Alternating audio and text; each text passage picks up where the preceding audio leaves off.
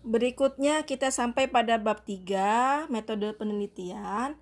Untuk Cahyana Sagita, metode penelitiannya salah semua. Nah, jadi seharusnya Anda lihat ya di panduan skripsi yang revisi 2020. Jangan pakai panduan yang lama, Nak. Metode penelitian ini hampir semuanya Anda salah ya. Sehingga saya harus banyak memberikan komentar di sini ya. Apa saja yang ada di dalam poin-poin dalam metodologi penelitian. Metodologi penelitian ini ada yang sudah benar, tapi banyak yang tidak ada. Jadi harus dirombak dari awal. Sehingga saya tulis di sini bab 3 rombak habis dari 3.1 sampai 3.6 belum terstruktur ya. Yang pertama 3.1. Nah, 3.1 ini adalah waktu dan tempat penelitian. Waktu dan tempat penelitian. Pada bagian ini, peneliti menguraikan tentang tempat penelitian atau ada gambaran umum dari objek penelitian. Kalau misalnya sebuah perusahaan harus diceritakan perusahaan itu bergerak di bidang apa. Kalau misalnya contohnya seperti Kopi Janji Jiwa ini adalah perusahaan kafe ya. Nah, itu harus digambarkan secara umum dulu ya. Nah, itu untuk menjadi sebuah objek penelitian. Nah, dan bukan isinya bukan tentang jenis penelitian, tapi benar-benar waktu dan tempat penelitian, apa yang menjadikan objek penelitian ini seperti apa. Kalau Kopi Janji Jiwa misalkan sebuah kafe yang berdiri di mana, di alamatnya di mana, dan misalnya memiliki berapa pengunjung untuk sementara waktu diperlihatkan gambarannya seperti apa. Lalu apa yang Anda akan lakukan waktu penelitiannya seberapa lama? Apakah mungkin dilakukan cuman hanya 2 minggu ya? Harus diperkirakan dengan benar. Ketika kita meneliti, itu hal yang mustahil kalau kita hanya melakukan selama 2 minggu ya. Paling tidak pengambilan data itu minimal sebulan ya. Dan seperti yang sudah-sudah, saya kalau mengajarkan untuk pemasaran biasanya dilakukan untuk pelayanan seperti apa, untuk customer seperti apa, itu ada jam-jamnya. Kita bagi misalnya menjadi jam-jam ketika pagi, siang, atau malam. Di mana jam yang paling penuh Kopi Janji Jiwa ini bisa dikonsumsi oleh masyarakat. Dan usia-usia orang-orang yang meminum Kopi Janji Jiwa ini. Yang kedua, 3.2 itu adalah desain penelitian. Bagaimana desain penelitian itu dibentuk?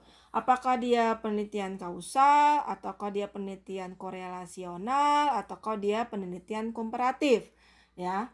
Bila mana dikatakan penelitian kausal ini jika penelitian bertujuan untuk menguji hipotesis tentang pengaruh satu atau beberapa variabel, baik variabel independen terhadap variabel dependen. Misalnya seperti menguji pengaruh kualitas pelayanan terhadap kepuasan pelanggan.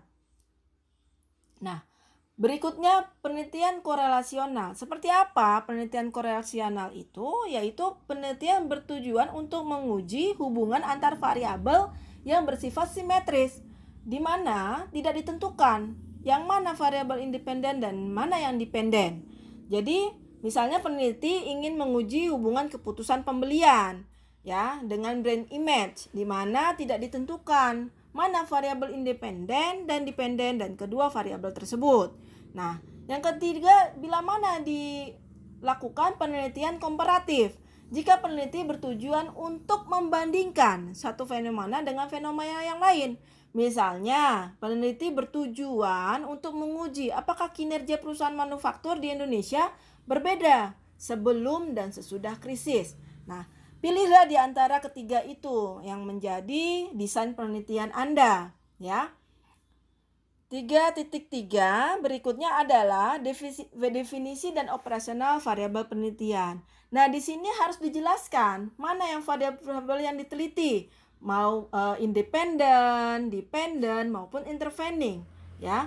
Dibuat di dalam sebuah tabel yang berisi variabel dan konsep variabel, juga dimensinya serta indikator pertanyaannya. Ini akan bisa digunakan ketika Anda nanti membuat kuesioner. Dengan adanya operasional variabel penelitian ini, Anda bisa sangat mudah untuk lakukan beberapa indikator pertanyaan untuk menjawab penelitian ini, ya. Dan sebutkan sumber referensinya.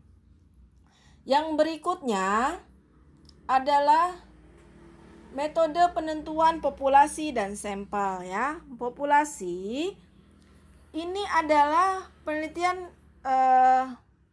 bagaimana tekniknya. Ketika Anda ingin melakukan penelitian, Anda harus tahu tekniknya seperti apa yang harus dilakukan. Misal gini, kopi janji jiwa, ya. Populasinya harus tahu dulu berapa jumlah konsumen, ya, per hari, ya, minimal 1 bulan terakhir. Lalu bisa dirata-ratakan sehari berapa sih pengunjungnya kopi janji jiwa ini, ya kan? Ini untuk mengetahui bagaimana reaksinya ketika kita menyatakan bahwa apakah ada pengaruh experiential marketing terhadap customer loyalty ataupun customer satisfaction, ya kan? Nah, ini kan harus tahu dulu bagaimana jumlah perbandingan populasinya, ya kan?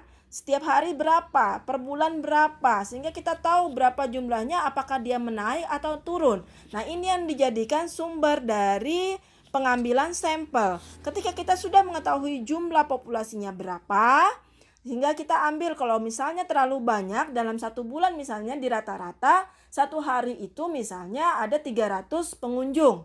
Kalau 300 pengunjung, gunakanlah metode Slovin untuk mengurangi jumlahnya. Jadi tidak perlu kita mengambil seluruhnya 300 pengunjung misalnya.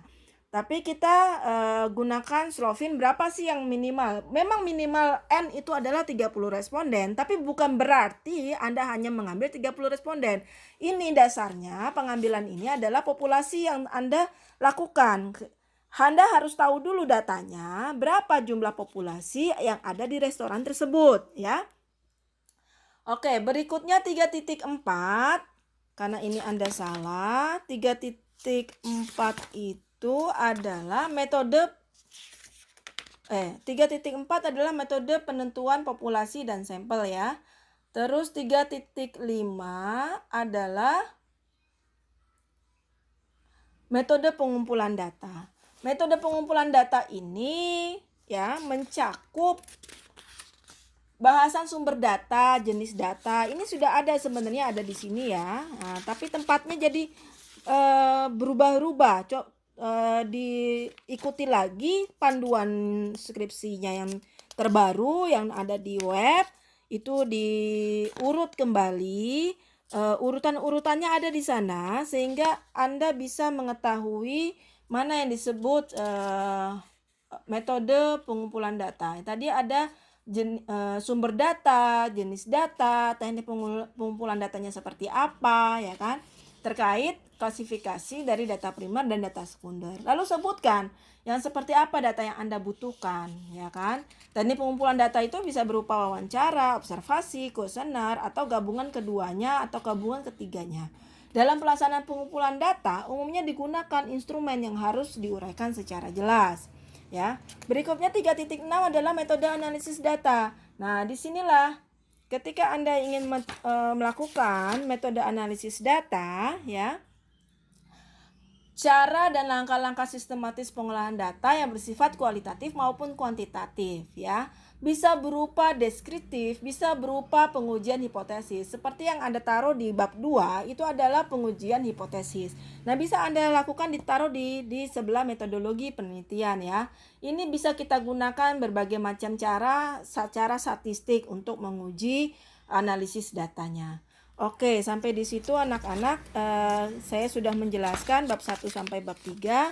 Nanti tolong diperbaiki lagi. Dan ini daftar pustaka coba dicek kembali apakah masih ada yang belum masuk ke dalam daftar pustaka. Tapi penulisan daftar pustakanya sudah benar dan sudah urut A, B, C, D, F, G, H, I, J-nya.